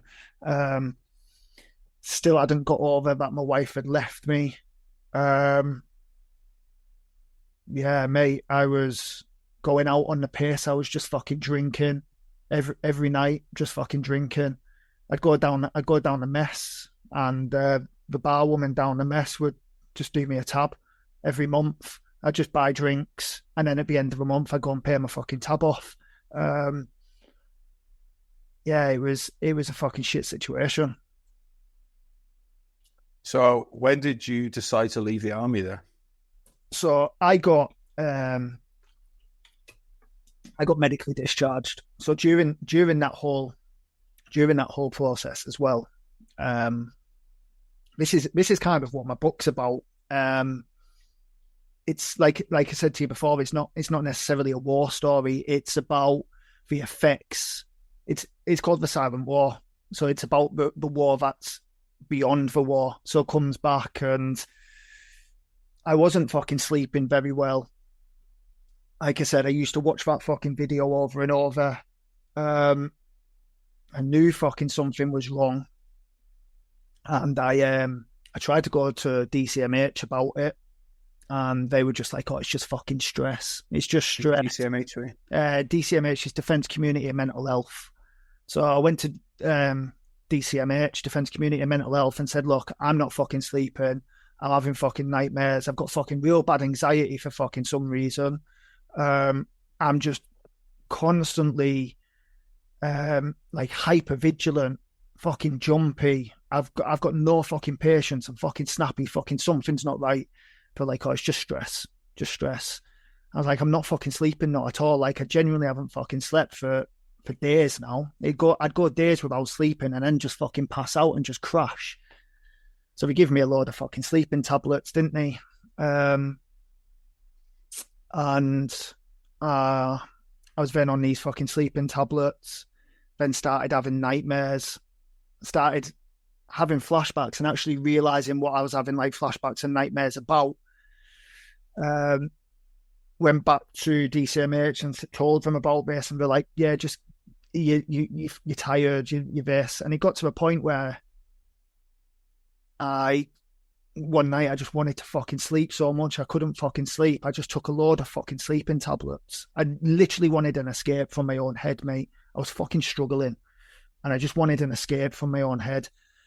I took a load of tablets and woke my partner woke me up the next day and I was like, what the fuck's going on here? This happened twice, by the way. There's fucking more in depth later on. But she took me straight to back to DCMH and was like, you need to look at him. Do you know what I mean? He's fucking shouting in his sleep, he's screaming in his sleep, he's not fucking sleeping. That sounds contradictory, doesn't it? When I was sleeping, I was fucking shouting and fucking having nightmares in my sleep and stuff. He's just fucking drinking to try and, he just starts fucking crying. He can't go out to fucking busy places anymore. Like, he's just fucking completely changed. So I ended up being at DCMH anyway and got diagnosed with PTSD. And then from when I got diagnosed with PTSD in 2015, November 2015, I then got 12 months notice. Yeah, you're not going into work now. You're med board, you're getting med discharged, 12 months time. Here's your time to go and do your fucking treatment. Treatment was shit. Was this the period where the army was making a lot of redundancies? It was 2015. I think the redundancies were before that, weren't they? I think the redundancies were 2012. Yeah. There was two tranches, wasn't there? Yeah. I mean, if someone's got a broken leg, right, or usually the army doesn't med discharge them, they'll rehab the broken leg. Yeah. Would you have liked the option of remaining within the army and seeing if you could rehab, for want of a better word, your post-traumatic stress? And, and then, because, I've seen a lot of people have issues and then overcome them with the right routine, the right, and people say, well, you can't keep a routine going on deployment. Well, you kind of, one of the parts of that routine is not drinking or, Mate, yeah, 100, things like that. So if you look at me now, compared to where I was, can that be treated, stabilized is probably a better word, so that you can fucking crack on and live a normal life? 100%, because that's what I'm doing now. Mm-hmm. But in order to do that, the treatment in the first place has got to be first class and good enough to be able to get somebody to that point, if you get what I mean. And the military don't have that, and unfortunately it falls on a lot of charities to pick up the pieces once they're gone. Let's say in theory though, if the army had said to you, look, we're going to give this, we're going to downgrade you onto sick pay or whatever like that, you're not going to be without a roof over your head, so you don't have to stress about that, and we'll put you through the treatment. So let's just say that they had a decent treatment program. Would you have liked the option of staying in the army? At that time, in that mindset, I was glad that they made the decision to fucking MD me. 100%. Yeah. Would I go back in the army now? Fucking no chance. But if I was to how I am now, back at that time, I maybe would have thought, but mate, I wasn't. I was fucking more than happy at that time. I was done. I was lost, mate. I was a fucking lost soul. It's not that I didn't. It's not that I wanted to fucking kill myself or anything like that at all. I just didn't care if I fucking lived or died. Do you know what I mean? That's the point that I'd fucking got to. So, yeah, I mean, I had no desire of them saying, yeah, we're going to fucking rehab you, do this, you can fucking go back. I was happy that they made that decision for me. And then what happened when you got out? So I went through the DCMH package of treatment and done something called EMDR. Don't know what it stands for. It's basically a form of treatment which helps with PTSD. And I had a therapist, and I had like 10 months of this. We got to the point where I didn't build that rapport with my therapist. She was very invasive. She got very close to me, like right in my fucking face. Like she'd tap on my knees with her hands and like her legs would be touching mine. You know? Like it's very invasive, like in there. So straight away I was like, fucking hell. But I was like, this has got to work. It's treatment. Do you know what I mean? Like let's just go with the flow. A month went by, and I was like, this is fucking bullshit. Like this isn't fucking working. 2 months go by, and then I start questioning, this has got to be me. Do you know what I mean? This is the issue has got to be with me as to why this fucking treatment isn't fucking working. It's not working. It's, this treatment clearly fucking works, because otherwise we wouldn't do it. So when I started lying, didn't I? I thought if I pretend that it fucking works and I can lie about it, then I'll just tell her that it's fucking working, just go through the motions and stuff like that. And that went on for about 4 months, 5 months. In the end, mate, I ended up,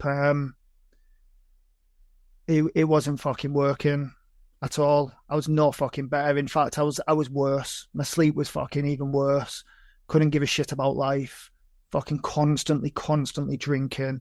I took myself to a bridge here in Basingstoke, and I was fucking drinking a bottle of Jack Daniels in the car, and I stood on the end of the bridge. This is all in my book. And I remember stood there, and I was watching like cars and lorries come past. And I remember thinking, it's probably going to take me about a second and a half to fall, from when I jump to get down. So where's a second and a half for where that car fucking is, so that it's just going to hit me and fucking just fucking kill me. Because the last thing what I don't want to do, I don't want to die painfully. I don't want to hit the floor, survive, look up and see a fucking car come at me. Do you know what I mean? I just had these very fucking intrusive thoughts. And then I don't know why I stepped off of it. I don't remember. I very vividly remember being stood on the bridge. I don't really remember stepping off of a bridge, and then that was it. I was like, I just need to fucking go and speak to somebody. So I went to the hospital, and they ended up sectioning me and putting me in a place called Parklands, which is a fucking mental health institute. So I was in this fucking mental health institute fucking section for 6 weeks. Just basically fed drugs every day. Still serving at this point, by the way. Like, still serving. The military never came out to see me once. Not once when I was in fucking Parklands. I had no welfare officer, no CO, nobody fucking come out to see me, mate. And I was in this fucking psychiatric ward. And it sounds really fucking bad because everybody in there has got their own fucking issues. And I completely understand that. And everyone's issues are just as bad for everybody that's going through them, no matter what they are, yeah? But I was with fucking people who, to me, were fucking tapped in the head. Civilians, all civilians, not fucking military. So this is an NHS hospital.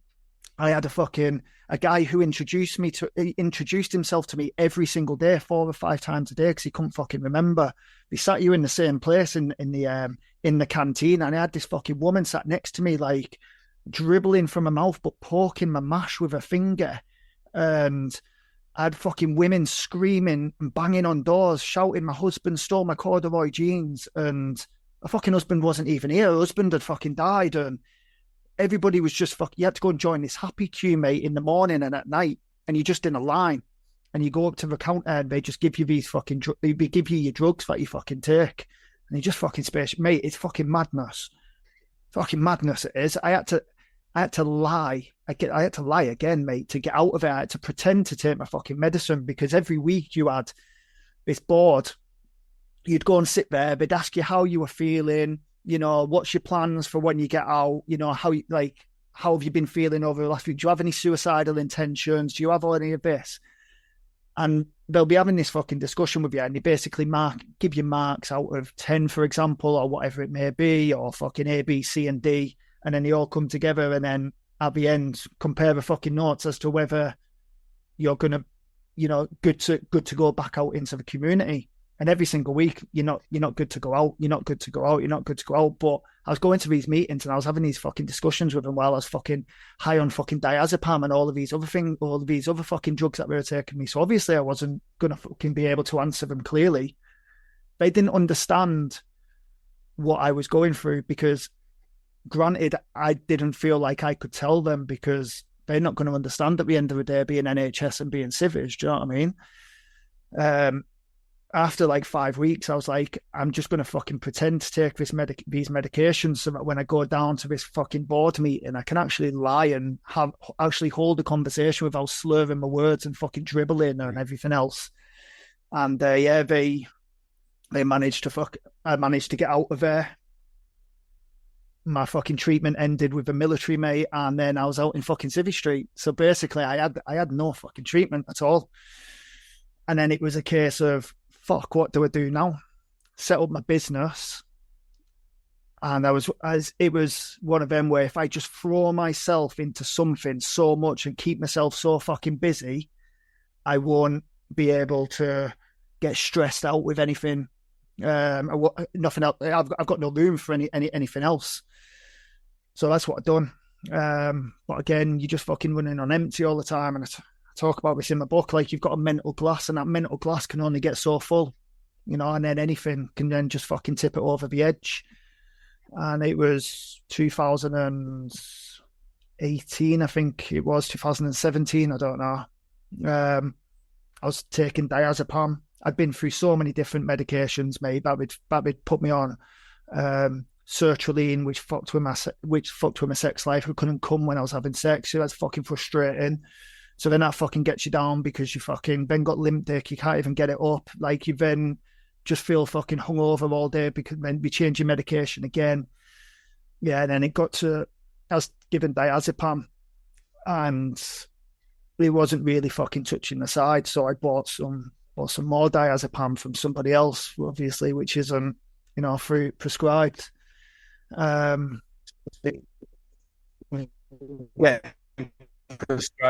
And you're also getting kind of made in a bathtub diazepam off the street. Yeah. You're taking like what you've been prescribed, and you're topping it up with like street diazepam as well. Yeah, exactly that, mate. Exactly that. So it was just, I was on metazapine, I was on diazepam, and then I was also fucking buying more diazepam online. It was like 20 milligram tablets or something like that. And mate, it just came too much one day. I mean, there's a lot more to it, and it's all in the book. Like, it's all in there and structured and stuff. But again, I just got to that point one night where I was like, I need a break from this. But now I genuinely don't fucking care if I fucking live or die. Like, in fact, it wasn't even that. I was taking my medication before I went to bed, and I was like, I need a fucking better night's sleep. I'm not fucking sleeping, so I'm just going to double on my medication. So then I was like, actually, I 100% definitely want to sleep, so I'm just going to take more. And then it was like, then I had that thought to myself as, I don't want to kill myself, but if I don't wake up in the morning, I couldn't give a shit. So then I just emptied all the diazepam, mate, and took them all. Like 90 tablets of it. Jesus, mate. Mate, I had 90 tablets of it, and I'd been out drinking. It was actually my birthday. I think I was maybe 31, 32. Don't know. I'm not sure. But the girl that I was seeing at the time, we went out for a meal. Like I said, I had a drinking problem at this point as well. I was just covering everything up with drink. So we went out for a meal, had a few beers. On the way back, bought a bottle of wine from the petrol station for some reason. It's about 11:30 at night, mate. And then she came back to my house. And then she was like, I'll see your birthday in with you. So she saw me birthday until midnight. She then went home. I drank that bottle of wine, mate, in half an hour that she was there. And then that's when the tablet and the overdose situation then came about. Fucking took them all. I don't remember anything after that for 3 or 4 days. Like 3 or 4 days of my life just completely fucking gone. One of the lads came round. In fact, the girl I was seeing came round the next day, called me mate. He came round. They got in touch with like combat stress and stuff like that. Combat stress were like, well, we can't touch him because he's a risk. We can't take him on and bring him into a sterilized environment where people are, getting help when he's an issue. But I'd done some charity work for combat stress anyway, so I'd knew a few people who were there fundraising and stuff. They helped me out massively in the end. They did. They took me on at risk based on that I went to go and see an NHS woman and spoke to her weekly for 6 months to make sure that I was stable and everything else like that. But in that time that I was overdosed off my head and don't remember anything, mate. I'd literally just gone through another fucking breakup as well, just before, like 6 months before that, something like that. And I ended up fucking getting arrested. I had trouble with my ex. I got arrested, mate, like 4 Fridays out of 6. I got done for assault police when they came into. They come in to arrest me. The video, mate, I'll send you the link to the video. I put it up on my social media the other week. Spaced out my head on fucking Valium. Don't remember anything. This was the 4th time in 6 weeks that this same woman had come around to arrest me. My mate was like, he's took an overdose. He's not fucking with it. And she was like, nah, I've made an assessment. I'm still going to arrest him. I'm going to put him in handcuffs. And I was like, you ain't fucking putting me in handcuffs. Like, you've arrested me 4 times. You've personally arrested me 4 times. This is the 4th time. You've never put me in handcuffs once. I've never been a problem to you and stuff. I don't remember this. Like, I only know because I've seen the video. And then she was like, nah, he's refusing to be arrested. So she called for backup. 2 coppers came round within like 5 minutes, mate, straight into my house. I was sat there on the sofa and they're like, what's the issue? They're like, and she was like, oh, this female copper was, he's not letting me put handcuffs on him. And they were like, mate, we're going to fucking put handcuffs on you one way or another. Grabbed my arms and I was like, get the fuck off me. Pushed them off me. Both jumped on top of me. I pushed them off me, stood up. Both of them got the CS gas out, mate. CS gassed me inside my own house. Yeah, it was fucking mad, mate. It was mad. It was a very fucked up few years of my fucking life.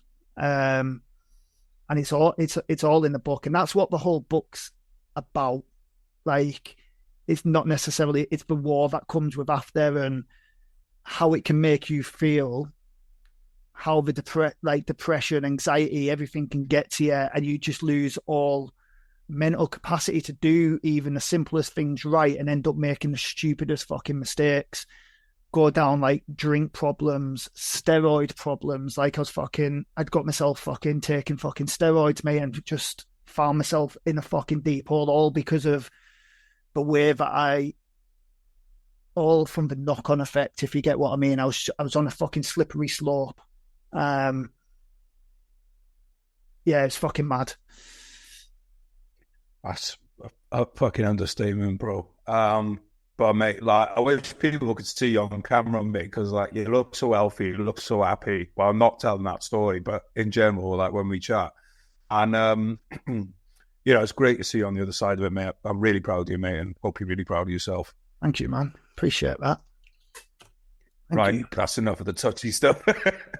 I really am, bro. I really am proud of you, mate. So I've got a few things to kind of ask you, because it sounds like this was a case of one thing building up on top of the other, on top of the other, on top of the other, on top of the other. Yeah. Is that fair? Is that fair to say? 100%, mate. It was a situation which I describe this in the book, yeah. So everybody's got a mental glass capacity, whatever it may be, bathtub analogy. People call it the bathtub analogy, whatever it is. And every bit of stress in your life goes into that glass. Do you know what I mean? You don't notice it. Like, if your glass is almost empty, you don't even fucking notice it. It's just a bit of a fucking stress. You deal with it, you get on with it, whatever. But that's still in there. Do you know what I mean? Unless you've actually physically fucking dealt with it properly, it's still there. And the next thing will go on top, and the next thing will go on top. I think coming back from Afghan, struggling with the whole PTSD. Oh, well, in fact, for my wife leaving me at first added massively to that glass. Then the whole PTSD situation was the point where it just made it fucking topple over. And as much as I was emptying bits of it, it was then filling back up, emptying bits of it, filling back up, and then to the point where it then just fucking overflowed. Once it's overflowed, then you're on a fucking slippery slope then. So then it goes to fucking drink issue every single day until I stopped drinking 18 months ago. I think I'm like 18 months this week, to be fair. I reckon since I've left the army, and even while I was in the army, I could probably count on 2 hands how many days I haven't had a drink in 8 years. Like every single day I had to have a drink. And at first it was like proper alcoholism. So I'd be drinking bottles of wine of an evening, or bottles of vodka, or just fucking drinking JD straight port, mate. I drank bottles and bottles of port. As I've then started to get that underhands, like going through the treatment with combat stress, and I spent a long time with combat stress, and mate, fantastic charity, fantastic organisation. As I started getting the whole PTSD under control, the drinking then wasn't a drinking problem in the amount of volume, but it was the fact that I felt like I had to have a drink every day. So if I come home from work, I had to have a drink. Might only been 1 beer, 2 beer, normally 2 beers or 2 glasses of wine or whatever, but I had to have that drink. And if I didn't, it would give me fucking anxiety.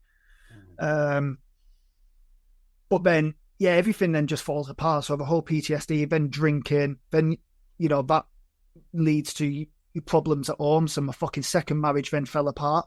And I say fell apart, mate, I walked out on my wife and stepkids without even fucking telling them I was leaving. Like proper, I don't even know if you can say, like, proper cuntish. Do you know what I mean? Like, I was in that mentality where I didn't even tell them I was leaving, mate. I just walked out. Was there issues there? There was, but it's nothing that a normal relationship, like, couldn't survive. But I was in that mentality of, I'm just going, don't care. And I had that fuck it mentality, like, and then that then led to the whole, that then caused like a bit of split up, so then it then started going down like police situation. She'd get me done for like harassing her, but like she invited me round to her house. I went round and then she called the police and said that I wasn't welcome there.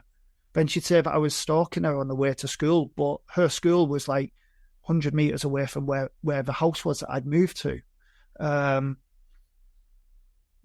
Bootcamp UK, the brand which my Bootcamp brand, it's franchised. Oh, it's franchised. So I've got Bootcamp UK Basingstoke, etc.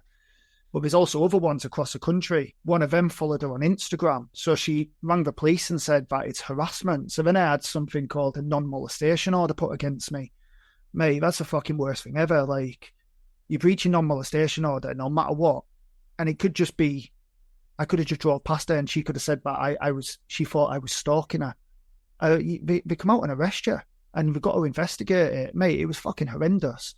It all went to court anyway, and in the end I had like this non-molestation order taken away from me because it wasn't what it was. It wasn't what it was being said that it was. It was basically just a relationship that had ended and had just gone fucking very bitter and very, very toxic. But then during that whole process is when the police then came around, when I took the diazepam, took the overdose.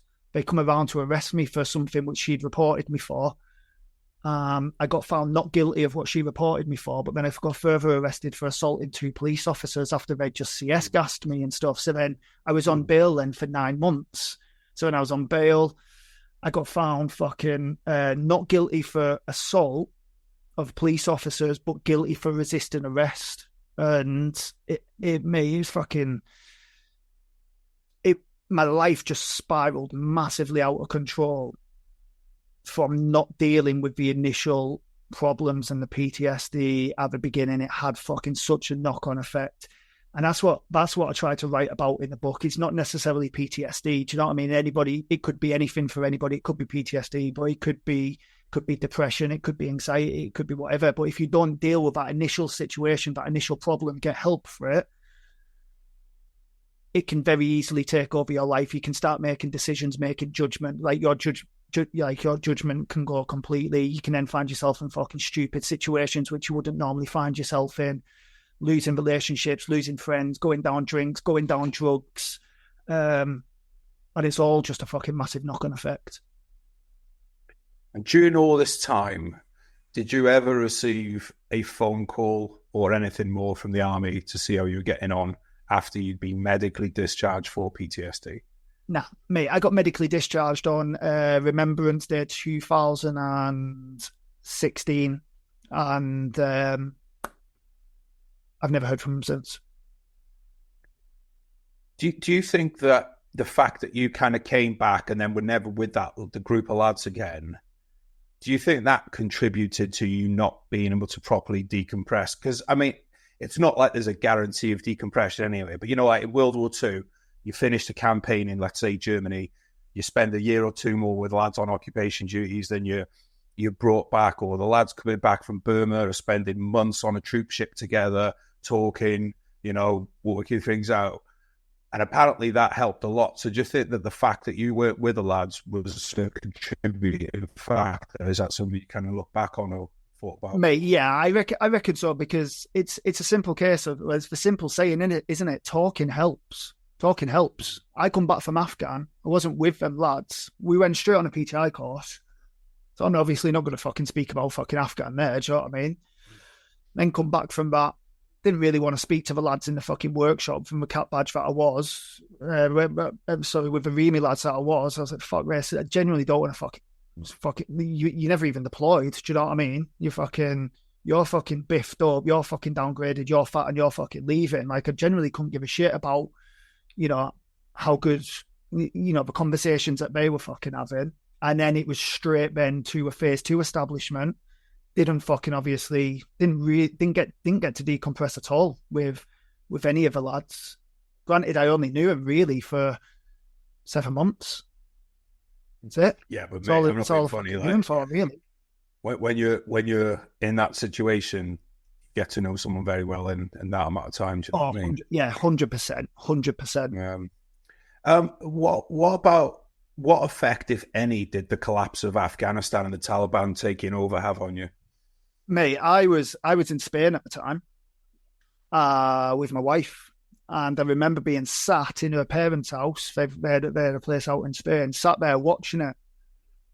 And for days, mate, it was.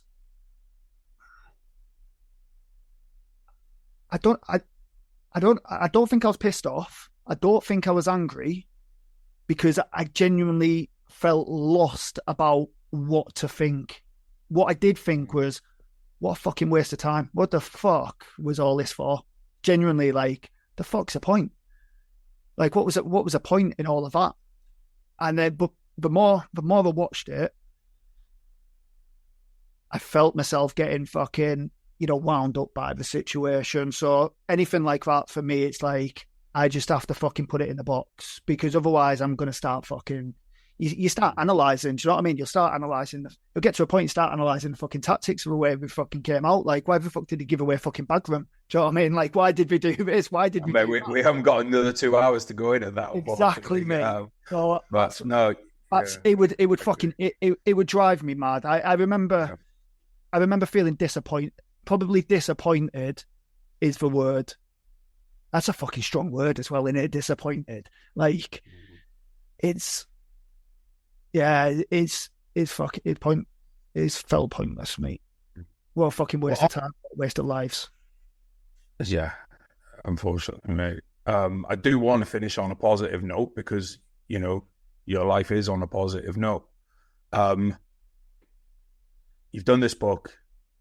You've put in there the bad. You've put in there what's helped you come out on the other side. What else can you tell us about it, and where can people get it? So the book's on. You can get it on Amazon. It's on my social medias as well. So if you just type in Gary Kennedy or Gaz Kennedy, The Silent War, it's on there. 100% of royalties. 100% of royalties is going to combat stress. Everything's going to combat stress. I feel like I owe them a lot. They've took me from not wanting to fucking be here, trying to fucking take my own life with fucking diazepam and whatever other fucking drugs, to actually where I am now. The least that I feel I can do is at least try to pay them back what it's cost them to put me through treatment, if you get what I mean. That's the fucking minimum that I can do. So every single penny is going to them. It's not a war story. There is obviously a couple of incidents in there that we've discussed tonight in Afghan. It's also like what Afghan actually taught me. So like the positives that I took away from the army, Afghan, like how living out there, like it's then also got all the negatives in there about how I fucked up my family, how I walked out on my family, how I ended up fucking getting arrested, being on bail for 9 months, fucking drink problems. But then it's also then got the outcomes of that. Like, I'm now sober for 18 months. I've got a new wife who's fucking amazing. I've got a fucking, mate, where my life is now, if in 5-6 years back, somebody had told me this would be my life now, not even like the things that I've got, just the way that I'm feeling and everything else like that, I'd be like, fucking no chance. But it's unreal. It's unreal. Yeah, and I'll make sure that everything's linked down in the show notes as well, mate. What is the main positive that you took out of Afghan? I think the main positive that I took out from Afghan, mate, that's a fucking difficult question. I think. All right, well, just give us one, mate, and people can read the book for the others. You mean that's in the book? Well, just like a positive that you took away from it. Hey, it's just about like improvisation, adaptation, stuff like that. Like I didn't fucking manage it fucking very well, although I had the tools to be able to manage it there. Do you know what I mean? I had the tools within me, but I didn't realize that I had them. And a lot of the tools that I've used from it, I've gained from the army and Afghanistan itself. I've met some fucking real good blokes from there, some real good experiences and some real fucking shit experiences. It's a fucking world. It's a whirlwind in one package, mate. It's good. So it's a story to tell. Fucking 100%, mate. And I think you're dead right, mate. Like, the cause of a lot of these problems can be the cure, and but it's like you said, it's just kind of realizing what you went through and how difficult that was, but you overcame it, and then applying that to everything else. But mate, it's been great talking to you, mate. It's been great seeing you as well. I wish I'd done a video with this so people could see. Yeah. Your hair's flowing, mate. The beard's looking good. You're still looking like a PTI, mate. I'm glad. Mate, I'm nearly 40 years old now. 40, getting up close to 40, man. I feel it as well. I feel it. Oh, mate. But mate, thanks so much for today, mate. I got one more question to kind of finish on. Kind of ask everyone. Considering everything that's happened, mate, would you do it all again? Mate, where I am now, I wouldn't have got to where I am now if all of that hadn't have happened. Everything had to have happened for me to be where I am now. Wouldn't change it. Wouldn't change it. I'd have to go through it the same. Do you know what I mean? But there's the thing. Like, no matter how hard things get, and this is very fucking cliche, but it's fucking so true. No matter how hard things get, you just keep working, keep pushing, and just have that mentality to just take every day. Like, just get through the day. Get through the day. Do the best you can in that day, and then just keep repeating the next day. Get through that day, but again, just constantly try to do your best, and it will be small marginal gains that you don't even fucking realise. But you look back in 3 months' time to where you were 3 months before, and I guarantee there's a big fucking difference. I look back now, 18 months ago from when I stopped drinking, there's a fucking huge difference. But I haven't noticed that fucking difference come at me on a day-to-day basis. Mate, I usually do an outro after the podcast, but I want those words to stay with everyone. So I'm going to say thank you to you, thank you to the audience for listening, and take care of each other, take care of yourselves. Spread the love. Just appreciate that, mate. Thank you very much.